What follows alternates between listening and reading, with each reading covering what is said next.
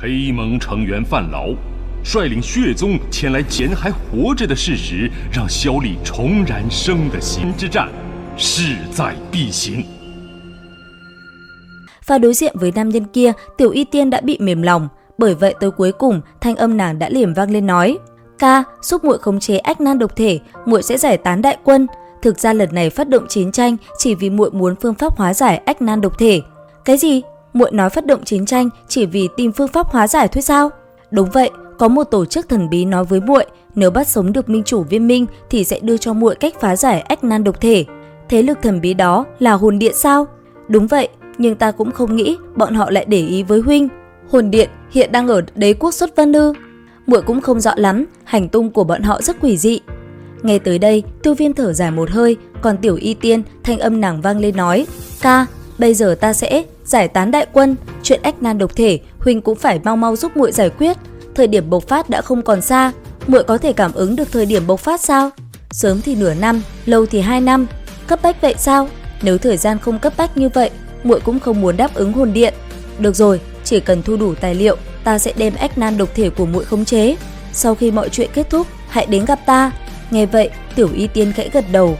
Sau đó, nàng cũng liền xoay người hướng về phía đại quân Xuất Vân Đế quốc, thanh âm vang lên nói: "Ba quân nghe lệnh, rút về Xuất Vân Đế quốc." "Tông chủ, sao lại như vậy? Ta nói là thu quân, ai có ý kiến gì khác?" Dứt lời, đôi mắt sắc bén của nàng cũng lướt quét qua đại quân. Bởi vậy, tất cả đều không có ai dám làm trái. Rất nhanh, tất cả đều quay đầu hướng về phía xa. Ở trên tường thành, tất cả mọi người nhìn thấy liên quân của 3 đế quốc đồng loạt quay đầu, ánh mắt mọi người không khỏi kinh ngạc. Nhất thời, Hải Ba Đông thanh âm đã liềm vang lên nói: "Xem ra, liên quân của 3 nước cuối cùng cũng rút lui." Không biết Tiêu Viêm làm như thế nào để thuyết phục được tông chủ Độc Tông. Mặc kệ nó như thế nào, trận chiến này cuối cùng cũng kết thúc. Ở trên bầu trời, Tiêu Viêm nhìn tam quân rời đi, cũng thở phào, hướng về phía Mị Độ Toa, anh ấy cười nói: "1 năm nay, vất vả cho cô rồi. Không nghĩ tới ngươi còn quen biết nhiều người như vậy, chỉ là bạn bè mà thôi. Không ngờ nàng lại đạt đến mức độ như ngày hôm nay. Nàng là người lúc đầu chúng ta gặp tại Ma Thú Sơn Mạch phải không?" "Đúng vậy, đi thôi, đại chiến này đã xong, Sa Mã Đế quốc cuối cùng cũng có thời gian nghỉ ngơi." Dứt lời, thân hình chợt động, Tiêu Viêm liền bay về phía căn cứ. Sau đó, Mị Độ Toa cũng nhanh chóng bay theo. Thời gian qua đi, bên trong một căn phòng lớn, ở vị trí trung tâm, thanh âm Tiêu Viêm rất nhanh đã liềm vang lên nói: "Hải lão, 1 năm nay không có người của Hồn Điện xuất hiện chứ? Từ khi Vân Lam Tông giải tán cũng không có chút tin tức nào. Tốt rồi, không ngờ 1 năm nay ngài đã đạt tới đấu hoàng đỉnh phong, cánh cửa đấu tông cũng không còn xa. Tiểu tử, nào có dễ dàng như vậy. Đại ca, hiện giờ Viêm Minh thế nào rồi? Cơ bản đã xâm nhập vào toàn bộ ngóc ngách của đế quốc. Viêm Minh bây giờ còn mạnh hơn Vân Lam Tông lúc trước. Cường giả đấu vương có khoảng 40 người, cường giả đấu hoàng cũng gần 10 người.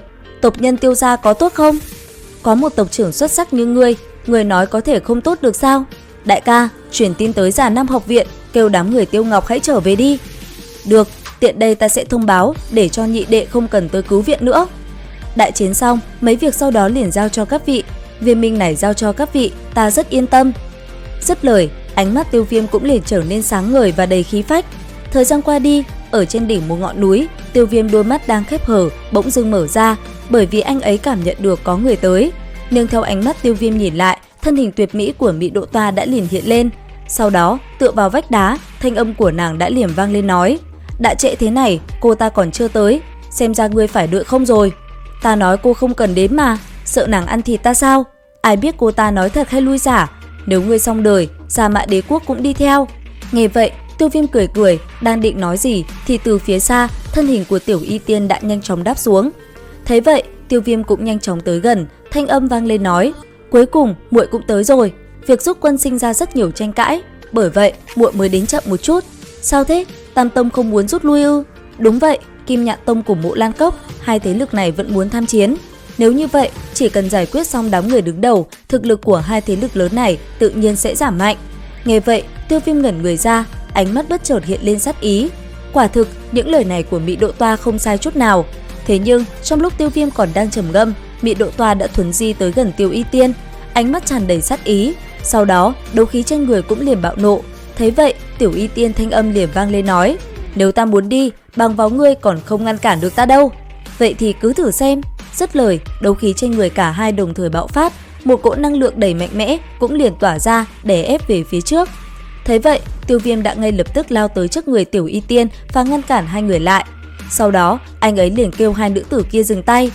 Khi mọi thứ đã dần nguội lại, thanh âm Tiêu Viêm vang lên nói: Viêm binh do ta gây dựng, ta không thể nhìn nó bị hủy diệt. Dù sao hai thế lực kia đối với muội vẫn luôn có ý đồ xấu. Nếu huynh động thủ, muội cũng không can dự. Nghe thấy Tiểu Y Tiên nói vậy, Mị Độ Toa hắng giọng thầm mắng: coi như người thức thời. Nghe vậy, Tiểu Y Tiên không đáp, nàng nhìn Tiêu Viêm nhẹ nhàng nói: Ca, bây giờ huynh định làm thế nào để giúp ta khống chế ách nan độc thể? Phương pháp phá giải ở trong này. Tuy nhiên, dược liệu được nói đến ở trong này đều cực kỳ khó tìm. Dứt lời, Tiêu Viêm liền đưa ra một quyển trục cho Tiểu Y Tiên xem. Chậm rãi mở ra xem thử, Tiểu Y Tiên đọc qua một lượt thì biết được luyện chế độc đan chi tháp cần có 3 vật liệu trọng yếu nhất. Một là 3 loại dị hỏa, 2 là ma hạch của thiên độc hạt long thú cấp 7, 3 là bồ đề hóa thể tiên. Bởi vậy đọc xong nó, Tiểu Y Tiên có chút thoáng buồn. Thấy vậy, thanh âm Tiêu Viêm đã liềm vang lên nói: 3 loại dị hỏa, muội không cần lo lắng, điểm này ta có thể giúp được. Nhưng ma hạch của thiên độc hạt long thú cùng bồ đề hóa thể tiên ta lại không thể giúp. Cái gì? Huynh có 3 loại dị hỏa? Nhìn thấy dáng vẻ kia của Tiểu Y Tiên, Tiêu Viêm cười, búng ngón tay, một luồng xanh biếc đột nhiên tuôn ra. Sau đó, ấn ký trên trán cũng liền lóe sáng. Thấy vậy, Tiểu Y Tiên mỉm cười nói: Khó trách huynh bằng vào thực lực đấu hoàng đã có thể đánh một trận với cường giả đấu tông. Tuy nhiên, dù cho có 3 loại dị hỏa, thế nhưng hai thứ kia lại rất khó tìm. Vẫn còn tốt hơn là không có hy vọng. Mấy thứ này ta sẽ cố gắng tìm giúp muội. Được rồi, ta sẽ cố gắng tìm kiếm. Có thông tin gì sẽ báo cho huynh. Dứt lời, nàng liền đưa cho Tiêu Viêm một mảnh ngọc. Sau đó, thanh âm vang lên nói: Ta phải đi đây, khi nào huynh muốn hành động với hai thế lực kia thì bóp nát mảnh ngọc này, ta sẽ hết sức phối hợp. Dứt lời, nàng liền bước về phía trước, thế nhưng thân hình lại đột nhiên dừng lại. Sau đó, thanh âm nhẹ nhàng nói: Hiện giờ, muội đã biến thành như vậy, huynh còn muốn làm bằng hữu của ta sao? Lời nói năm đó vẫn có nghĩa như trước.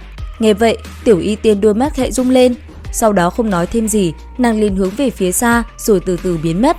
Nhìn bóng lưng kia rời đi, Tiêu Viêm thanh âm đã liềm vang lên nói: Đi, chúng ta trở về thôi. Cô ta tin được không? Nếu như cô ta lật lọng, chúng ta kết cục sẽ vô cùng bi thảm. Ta tin tưởng cô ấy sẽ không làm như vậy. Hy vọng ngươi không nhìn lầm người. Ngày mai, ngươi theo ta đi một chuyến đến sàn nhân tộc. Một vài vị trưởng lão trong tộc muốn gặp ngươi. Gặp ta sao? Tại sao lại như vậy? Các trưởng lão đã thi triển bí thuật lên người ta và phát hiện ra ta không còn là xử nữ. Nghe vậy, Tiêu Viêm trợn mắt há mồm kinh ngạc. Thanh âm lắp bắp vang lên nói: Việc này các trưởng lão muốn thế nào? Dựa theo tộc quy, ngươi phải chịu vạn xà phệ thể, nhất định phải như thế sao? Ngươi đi mà nói với các trưởng lão. Nghe vậy, Tiêu Viêm vẻ mặt vô cùng đau khổ. Còn Mị Độ Toa, thanh âm nàng rất nhanh đã vang lên nói: Ngày mai ta sẽ đến tìm ngươi. Chuyện về phục hồn đan ngươi không cần nhớ nữa. Ảnh hưởng linh hồn của thôn Thiên Mãng với ta đã ngày càng yếu. Cô sẽ lấy mạng ta sao? Nếu muốn lấy mạng ngươi, 1 năm qua ta đã làm không biết bao nhiêu lần rồi. Nhớ kỹ, ngày mai ngươi không được kiếm cớ thoái thác. Dứt lời, Mị Độ Toa bóng hình cũng liền biến mất vào hư vô. Còn Tiêu Viêm nhìn bóng dáng kia rời đi, anh ấy cười khổ, cậu vẻ mặt vô cùng bi thảm. Thời gian qua đi, ở bên trong phòng nghị sự, Tiêu Viêm rất nhanh đã đem chuyện ám sát Nhạn Lạc Thiên và Bộ Lan Tam lão bàn bạc. Nghe vậy, mọi người cũng có chút lo lắng. Nếu như ám sát bất thành, vậy thì chuyện này sẽ vô cùng nguy hiểm. Và đáp lại những lo lắng ấy, Tiêu Viêm đã liền nói mọi người yên tâm. Sau đó, khi bàn chuyện xong, cáo từ mọi người, anh ấy liền đi ra bên ngoài. Vừa bước ra, bóng hình Mị Độ Toa đã liền xuất hiện. Nhìn Tiêu Viêm, nữ nhân kia cũng ngay lập tức tiến lại gần. Nói vài lời, hai người cũng liền phóng đi. Thời gian trôi qua, hình ảnh thánh đường của sàn nhân tộc rất nhanh đã xuất hiện. Ở vị trí chính giữa chính là thân hình mềm mại của Mị Độ Toa. Xung quanh nàng chính là những vị trưởng lão của sàn nhân tộc. Nhìn Tiêu Viêm, ánh mắt của một tên đột nhiên sắc lẹm. Cầm những nguy hiểm, Tiêu Viêm đã ngay lập tức đề phòng. Còn Mị Độ Toa, nàng nãy giờ vẫn im lặng ngồi ở đó. Thế nhưng, một trong số những tên trưởng lão kia đã động thân. Ngay lập tức, một luồng năng lượng màu tím đã liền phóng ra. Đến khi Tiêu Viêm kịp dùng ra dị hỏa thì ánh tím đã bao phủ lấy cơ thể anh ấy. Thế vậy, Mị Độ Toa đã liền quát lên tên kia dừng lại. Đến đây thì hết tập 67/5 đấu phá thương khung. Xin chào và hẹn gặp lại các bạn ở những video tiếp theo.